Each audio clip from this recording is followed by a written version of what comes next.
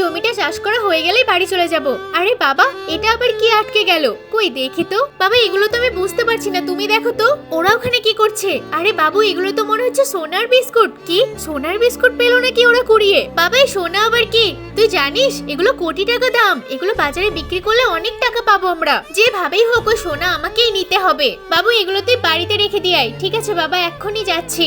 এই বাবু, দাঁড়া দাঁড়া দাঁড়া, তুই কি এই বড় গাড়িতে করে ঘুরতে চাস? আমি কিন্তু তোকে ঘোরাবো। কি এই এত বড় গাড়িতে ঘোরাবেন আপনি আমাকে? আমার তো খুব ইচ্ছে আছে। তোর হাতে এটা কি পড়ে যাবে তো? আমার কাছে রেখে দিচ্ছি। না না, আমি এগুলো আমার পকেটে রাখতে পারবো। আরে এই বাচ্চাটা তো দেখছি খুব চালাক আছে। আচ্ছা চল তাহলে তোকে একটু গাড়িতে করে ঘোরাই। হ্যাঁ আন্টি, আমাকে গাড়িতে ওঠান। আরে ছেলেটা তো অনেকক্ষণ আগে বাড়ি গেছে, আমি যাই দেখিও কি করছে।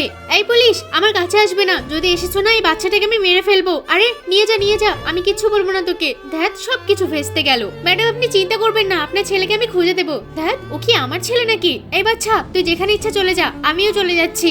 আমাকে এখন তাড়াতাড়ি বাড়ি ফিরতে হবে, আমার বাবা আমার অপেক্ষা করছে। আরে ছেলেটা এখনো বাড়ি আসলো না। বাবা, আমি চলে এসেছি, এই নাও তোমার বিস্কুট।